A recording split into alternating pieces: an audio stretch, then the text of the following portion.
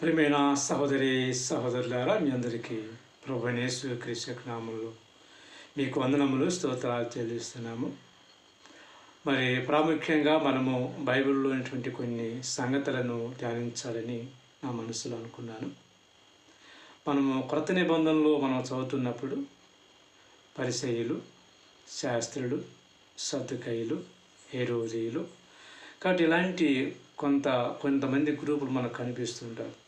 అక్కడ వారి గురించినటువంటి సరైన అవగాహన కలిగి ఉండటం మంచిదని ఆ ఉద్దేశంతో అప్పుడు మనకి దేవుని యొక్క వాక్యం సరిగా అర్థం చేసుకోగలమని ఆ ఉద్దేశంతో వారు ఎక్కడి నుంచి వచ్చారు, వాళ్ళు ఎలా ఏర్పడ్డారు, వారి యొక్క విశ్వాసం ఏంటి అనే విషయాన్ని మనము ధ్యానిస్తూ వస్తున్నాం.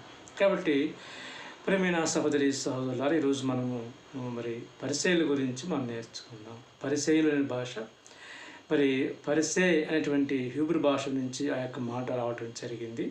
పరిసయ్యులు అంటే అర్థం ఏంటంటే సపరేట్ అని అర్థం అనమాట. సపరేటెడ్ అంటే ప్రత్యేకించబడిన వారు ఒక ప్రత్యేకమైనటువంటి గుంపుగా ఏర్పాటు చేయబడ్డారు. అయితే ఈ గ్రూప్ ఎప్పుడు ఏర్పాటు చేయబడింది, ఎలా ఏర్పడ్డారంటే మలాకీ నుండి మాతీయ మధ్యలో ఉన్నటువంటి సంవత్సరాల్లో 400 సంవత్సరాలు అనగా 4 శతాబ్దాలలో దేవుడు వారితో మాట్లాడలేదు, వారికి న్యాయాధిపతులను ఎవరిని కూడా ఇవ్వలేదు. ప్రభు వారికి దేవుడు ఆయనను దర్శించలేదు. కాబట్టి వారిని పరిపాలించే విధానం వారికి తెలియనప్పుడు వారందరూ కూడా యూదులలో అనేక మంది రకరకాలైనటువంటి గ్రూపులుగా తయారైపోయారు అన్నమాట. ముందుగా మనం చెప్పబడినట్లుగా సద్దుకయ్యులు, పరిసయ్యులు, శాస్త్రులు, హేరోదీయులు ఈ విధంగా వారు గ్రూపులుగా మారిపోయారు అన్నమాట. దేవుని యొక్క ఉద్దేశాన్ని ప్రక్కన పెట్టి వారి సొంత ఆలోచనల ప్రకారం, వారి సొంత ఉద్దేశాల ప్రకారం మోసే ధర్మశాస్త్రాలను చదివి ఒక్కొక్కరు ఒక్కొక్క విధమైనటువంటి గ్రూపుగా తయారైనట్టుగా మనం చూస్తున్నాం. ఇందును బట్టి అంటే వారు సొంత ఆలోచనను బట్టి, ఎందుకని 400 సంవత్సరాలు ప్రభు వారితో మాట్లాడలేదు. ప్రభు మాట్లాడింది ఈ 400 సంవత్సరాల తర్వాత బాప్తిస్మిచ్చి యోహాను ద్వారా మాట్లాడతారు. అంతవరకు వారికి దేవుని యొక్క ప్రత్యక్షత లేదు. కాబట్టి దేవుని యొక్క ప్రత్యక్షత వారితో దేవుని యొక్క సేవకులు అనగా ప్రవక్త ఎవరితో మాట్లాడదు కనుక వారు ఆ విధమైనటువంటి గ్రూపులుగా మారిపోయారు. నిజమే, దేవుని యొక్క ప్రత్యక్ష లేనప్పుడు మనుషులందరూ కూడా తమ సొంత ఆలోచన ప్రకారం నడవటం అనేది సహజమే. అయితే అలాంటి సందర్భాల్లో ఈ సద్దుకయ్యులు కూడా ఒక గ్రూపుగా ఏర్పడినట్టుగా మనం చూస్తున్నాం. ఈ సద్దుకయ్యుల యొక్క ముఖ్య ఉద్దేశం ఏంటి అంటే వారు సమాజంలో వారు ఎక్కువ సంఖ్య కలిగినట్టుగా దేవుని యొక్క వాక్యంలో మనం చూస్తున్నాం. వీళ్ళలో ఎక్కువ సంఖ్యాబలం కలిగినటువంటి వారుగా ఉంటున్నారు. అంతేకాకుండా వారు ధనికులని వాక్యం చదివిస్తుంది. వారు ధనికులుగా కూడా ఉన్నారు. వారు నమ్మేటువంటి విశ్వాసం ఏంటంటే విధి ప్రకారం జరుగుతుంది ఏదైనా కూడా. అంటే వాళ్ళ జీవితంలో ఒక విధి ఉంది కాబట్టి ఆ విధి వారిని నడిపిస్తుంది. వారికి ఏది వచ్చినా, ఏ జబ్బు వచ్చినా, ఏ రోగం వచ్చినా, ఏది వచ్చినా కూడా వాడు దానిలోనే అలాగే నశించిపోవాలన్నది వారి యొక్క విశ్వాసం అయి ఉంది.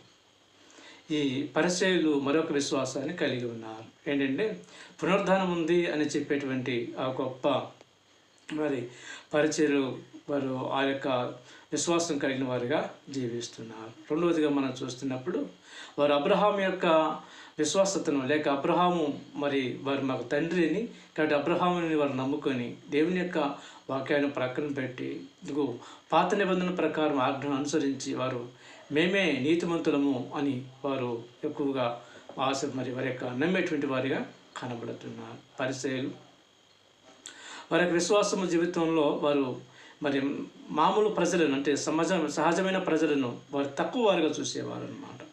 ఎందుకంటే వారికి ప్రామాణికమైన గ్రంథం ఏమి లేదు. ఒకళ్ళు ఉన్నా కూడా మేము ప్రత్యేకమైన వారం కాబట్టి ధర్మశాస్త్రాన్ని మేము ఎక్కువగా పాటిస్తున్నాం అనేటువంటి ఉద్దేశం కనుక వారిని ప్రజలను చాలా తేలికగా చూసేటువంటి వారు. యోహాను సువార్త 7వ అధ్యాయం 49వ వచనంలో మనం చూస్తున్నప్పుడు అనేక మంది యేసు ప్రభువుని వెంబడిస్తున్నప్పుడు వారు చెప్పే మాట ఏంటంటే వారికి దేవుని యొక్క వాక్యం తెలియదు కాబట్టి అజ్ఞానులు కనుక వారు విశ్వసించారు. శాస్త్రుల్లో కానీ పరిచర్యల్లో కానీ లేకున్నట్లయితే ఎవరైనా ప్రభువుని విశ్వసించారా అని ప్రశ్న వేస్తారన్నమాట. అంటే వారి ఉద్దేశం ఏంటంటే ప్రభువు నమ్మిన వారిలో ఈ పేద ప్రజలు ఉంటారు అన్నట్లుగా వారు ఉద్దేశించబడటం జరిగిందనమాట. కాబట్టి ఈ పరిసయ్యులు వారి యొక్క విశ్వాసము మోసే ఇచ్చేటువంటి ధర్మశాస్త్ర ప్రకారంగా వారు ఆచారాలను పాటించేవారు అన్నమాట. ఆ ఆచారాలు పాటించడాన్ని బట్టి వారు మేము దేవుని రాజ్యంలో చేరుకోగలమన్న ఒక విశ్వాసం, నమ్మకం వారు ఉండగా మనం చూస్తున్నాం. అందుకే కదా యేసు ప్రభు వారు అనేక సార్లు ఆయన చేస్తున్న ప్రతి పనిలో కూడా వీరు ఆటంకం కలిగిస్తూ మాట్లాడుతూ ఉండేవారు. అందుకని యేసుక్రీస్తు వారు కూడా వారిని కూడా గద్దించేవాడు అనమాట. ఏమని మత్తయి సువార్త 23వ అధ్యాయం అంతటిలో కూడా ఈ పరిచర్యల గురించి, శాస్త్రాల గురించి వారినట్టుగా మనం చూస్తున్నాం.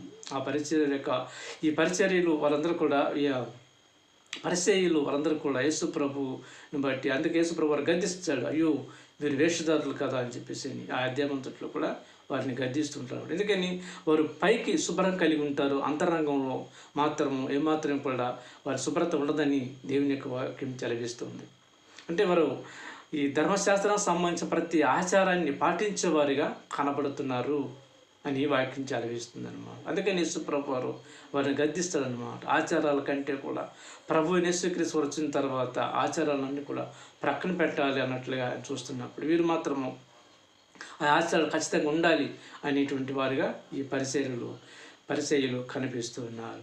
మరొక వారి విశ్వాసం ఏంటంటే వారు మేమే గొప్పవారము అన్నట్లుగా. అందుకని వారు అగ్రపీఠాలలో కూర్చొని బోధిస్తారన్నారు. యేసుక్రీస్తు వారు కూడా అన్నారు, వారు బోధిస్తున్నప్పుడు వినండి అన్నారు. కానీ వారు పాటించరు, కాబట్టి మీరు పాటించవలసిన అవసరం ఏమీ లేదు అని చెప్పినట్టుగా మనం చూస్తున్నాం.